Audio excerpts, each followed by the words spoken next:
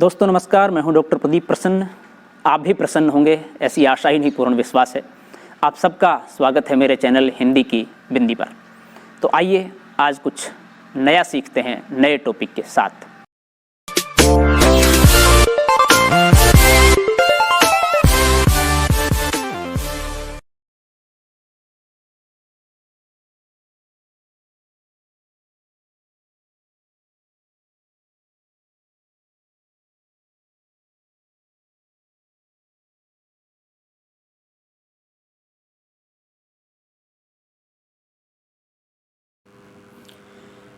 विद्यार्थियों, आज की वीडियो हम बना रहे हैं कक्षा 12 की हिंदी की पाठ्यपुस्तक अंतरा के पाठ कच्चा चिट्ठा के शेष भाग को लेकर के। इसमें हमने कच्चा चिट्ठा पाठ जो पहले 2-3 वीडियो में हमने उसका अध्ययन किया, उसका अर्थ बताया, भावानुवाद बताया, व्याख्या की, उसको विश्लेषित किया, और अब एक अंश उसका और बचा हुआ है, उसको इस वीडियो में सम्मिलित कर रहे हैं। वीडियो स्टार्ट करने से पहले आप सबसे रिक्वेस्ट है, यदि आपने हिंदी की बिंदी चैनल को अभी तक सब्सक्राइब नहीं किया है तो उसे सब्सक्राइब जरूर करें, बेल आइकॉन को जरूर दबाएं ताकि कोई वीडियो आप मिस न कर पाएँ। आइए तो शुरू करते हैं आज की वीडियो। तो लेखक हिंदी साहित्य के कार्यक्रम में शामिल होने के लिए और साथ ही कांस्य और जलपात्र की मूर्तियाँ और पाषाण की मूर्तियाँ एकत्रित करने के लिए मैसूर चल देते हैं, और कई तरह के प्रलोभन होते हैं, कई तरह के सिक्के, कई तरह की मूर्तियाँ वहाँ से वो लेते हैं। उस समय की बात चल रही है।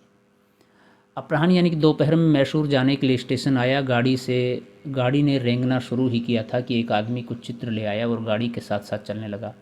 गिनने और देखने का कोई समय नहीं था। मैंने हाथ में 3 ठनठनाते रुपए लेकर उसे दिखाए। उसने रुपए लेकर तस्वीरों को खिड़की में फेंक दिया। जब गाड़ी ने तेज़ पकड़ी तो मैंने तस्वीरों को देखा। तस्वीरें बुरी नहीं थी।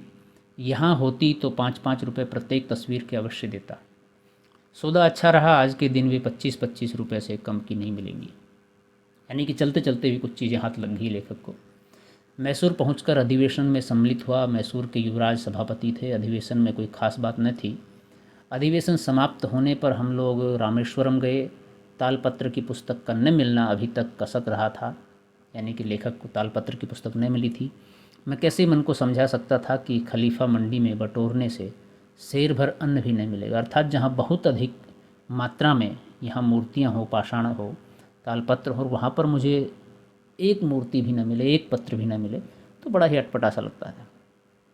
जब प्रतिदिन वहाँ की बटोरन से अनेक भिखारियों का पेट भरता है, खूब लोग एकत्रित करते हैं, खूब मिलता है, मुझे क्यों नहीं मिल रहा है जो मुझे चाहिए। रामेश्वरम पहुँचने पर पंडे पीछे लगे। तीर्थ स्थान जो था, पंडों के देखते ही मेरे हथकंडे ने करवट बदली। अर्थात मैं उनसे एक तरह से अलग होने की कोशिश की लेखक ने। मैंने झट ठाकुर साहब को राजा साहब बना दिया और पंडों से कहा, देखो भाई, राजा साहब का यहाँ कोई पंडा नहीं है। जो भी सबसे अधिक तालपत्रों पर लिखी पुस्तकें भेंट करे वही हम लोगों का पंडा और हमारे वंश का पंडा। लेखक ने एक युक्ति सोची और उसके आधार पर तालपत्र कैसे मिल सकें और पंडों से भी कैसे बचा जा सकते, ये एक निर्णय उनके दिमाग में युक्ति सोच करके लिया। और उसके बाद क्या हुआ, इसके पहले कि पंडे हमारे प्रस्ताव पर कुछ निश्चित कर सके, एक लड़कोंधा पंडा दौड़ कर गया और उसने एक छोटा गट्टर तालपत्र पर लिखित पुस्तकों का मेरे सामने लाकर पटक दिया। मैंने कहा, बस तुम ही राजा साहब के और हमारे आज से पंडा हुए, और सबकी बही पर अपने हस्ताक्षर कर दिए। चलते समय दोनों ही ने अपनी अपनी हैसियत के मुताबिक दक्षिणा दी, क्योंकि उसने तालपत्र दिए थे। मेरी दक्षिणा से उनका क्या बनता, परंतु राजा साहब की दक्षिणा ने पुस्तकों का देना उसे नहीं अखरा। अर्थात काफ़ी कुछ दे दिया उन्होंने। दक्षिण के ओर दर्शनीय स्थानों को देखते हुए हम लोग प्रयाग लौट आए। तालपत्र की फांस मन से निकल गई, वो मिल गई आखिर। संग्रह में तो आशातीत सफलता हुई। इतनी संख्या में और इतनी महत्वपूर्ण सामग्री आई कि धरते उठाते नहीं बनता था।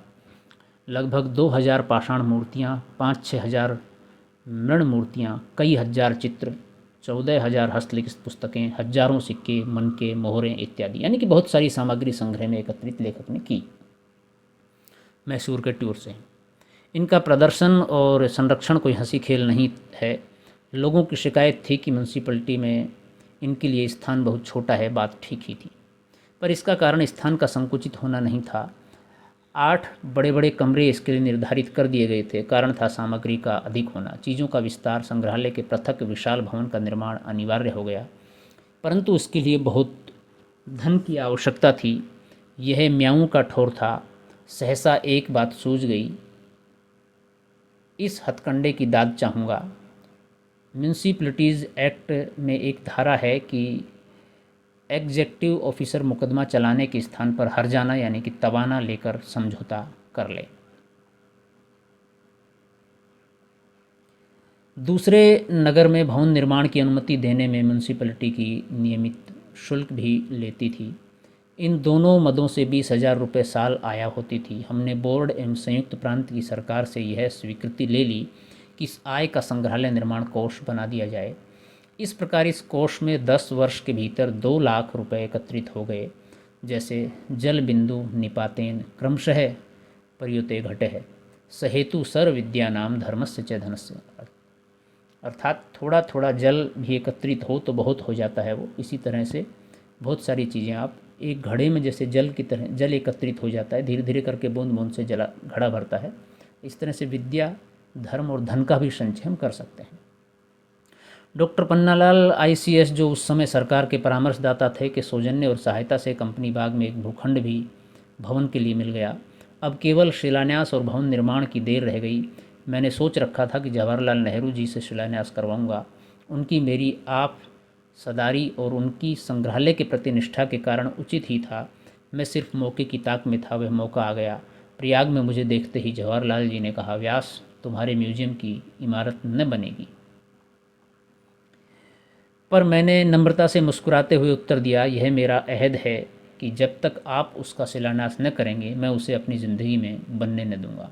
अर्थात ये उनका फैसला है, ये उनका एक निश्चय है।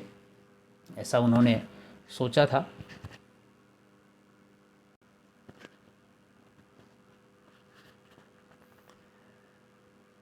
मैं उसे अपनी ज़िंदगी में न बनने दूंगा। पर मैं आपसे कैसे कहूँ, क्या सिवाय शिलान्यास करने के आपको और कोई काम नहीं है? जवाहरलाल जी तुरंत बोल उठे, यह सब फिजूल बात है। अगली बार जब मैं आऊँगा तो शिला रख दूंगा। अब ज़्यादा देर मत करो। बात खत्म हो गई। अर्थात लेखक ने व्यंग्य में कहा कि शिलान्यास वगैरह तो सामान्य बात है, आपको दुनिया भर के काम है तो वो महत्वपूर्ण है। तुरंत पंडित जवाहरलाल नेहरू तत्कालीन प्रधानमंत्री चीज़ों को समझ गए और उन्होंने कहा, अगली बार आएंगे तो ये कार्य हो जाएगा। उपस्थित सज्जन हम लोगों की बात पर मुस्कुरा रहे थे। यह तो कुछ ऐसा हो गया जैसे लभते वा प्रार्थ्यता न वा श्रिया दुराप है कथ मिप्सितो भवेत। भवभूति का लिखा हुआ है ये कि लक्ष्मी की इच्छा करने वाले को लक्ष्मी मिले या न मिले, परंतु यदि लक्ष्मी किसी के पास जाना चाहे तो उन्हें कौन रोक सकता है। अर्थात जो कहना था वो कह दिया, जो होना था वो हो जाएगा, ऐसा आश्वासन उनको मिल गया। अब और क्या चाहिए उनको। 2 ही 3 दिन बाद डॉक्टर ताराचंद स्वयं मेरे पास आए और शिलान्यास का पूरा प्रोग्राम निश्चित कर चले गए। निश्चित समय पर अभूतपूर्व समारोह के साथ जवाहरलाल जी ने संग्रहालय का शिलान्यास कर दिया। वह समारोह इतना सुंदर हुआ कि न भूतों न भविष्यति, परंतु लेखनीय होते हुए भी उसका वर्णन न करूँगा, कारण वह कच्चे चिट्ठे की परिधि के बाहर है। यानी कि कुछ राजनीतिक कारण वगैरह रहे होंगे जिसकी वजह से लेखक कह रहा है कि उनका वर्णन यहाँ उचित नहीं है। पंडित जवाहरलाल जी ने बम्बई के विख्यात इंजीनियर मास्टर साठे और मोता को लिखकर उनसे नए भवन का नक्शा बनवाया और समय से भवन बनकर तैयार हो गया। इस बात का मुझे संतोष है कि जनता के जिस हर्जाने के रुपए से इस भवन का निर्माण हुआ उसे मैंने पाई पाई ब्याज सहित संग्रहित चीज़ें 15 लाख से कम की नहीं हैं, उन्हें प्रजानाम एवं भूतर्थम लौटा दिया। एक बात और, अर्थात प्रजा के हित के लिए सभी कुछ उसके लिए लौटा दिया। इसके पहले कि मैं इस कच्चे चिट्ठे को समाप्त करूं, मैं उन लोगों से क्षमा मांगता हूं जिन्हें मैंने छला है, और फिर सिवाय मेरे क्षमा मांगने और उनके क्षमा करने के और कोई चारा भी तो नहीं है। यहाँ छला है तात्पर्य है जैसे कम मूल्य में चीज़ें ले ली हो, ऐसे ही उठा लाए हों, लेकिन उनका स्वार्थ किसी तरह के प्रलोभन का नहीं है, बल्कि स्वार्थ ये है कि वो चीज़ें एक जगह एकत्रित हों जहाँ पर सामान्य जन या सभी लोग एक साथ अच्छे से देख सकें और संग्रहित रहें। ये उनका लोभ है। अपने पापों का यदि आप उन्हें पाप समझें, मैं नहीं समझता, अर्थात ये कोई गलत काम नहीं है।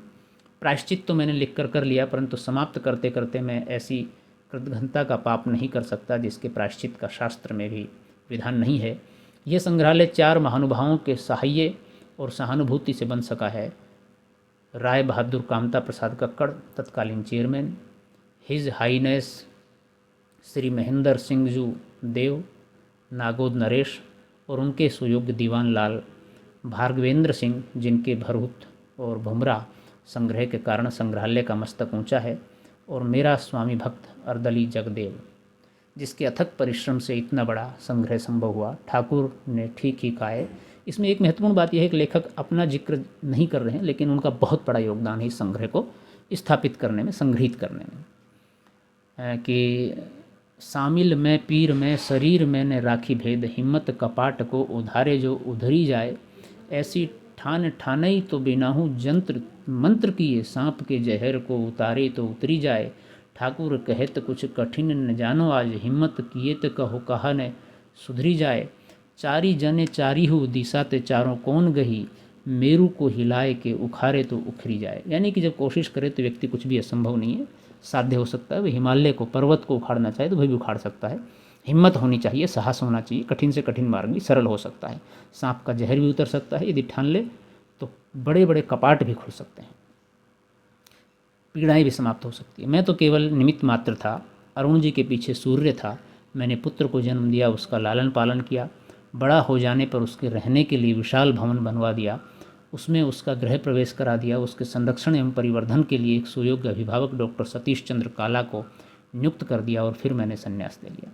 यानी कि उस संग्रहालय को एक तरह से वो अपने पुत्र के निमित्त मानता है लेखक, और कितनी बड़ी बात है, कितने महत्वपूर्ण अंश है, कितनी विशिष्ट बात उन्होंने कही है कि मैंने उसको जन्म दिया, साथ ही उसका लालन पालन किया, और उस संग्रहालय को संवर्धित करके एक विशाल भवन में स्थापित करके उसके आगे के देखरेख के लिए नियुक्त कर दिया व्यक्ति, और बाकी सारी चीज़ें चल रही हैं।